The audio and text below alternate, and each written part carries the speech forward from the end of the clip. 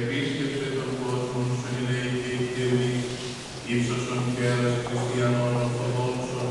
και κατάπτωσον έτοιμας και ελέγξου τα πλούσια, προσγείες εις αναγκάντος μητρός, δεσπίνης ημών Θεοτόκου και εις Παρθένου Μαρίας, δυνάμει του τιμήν και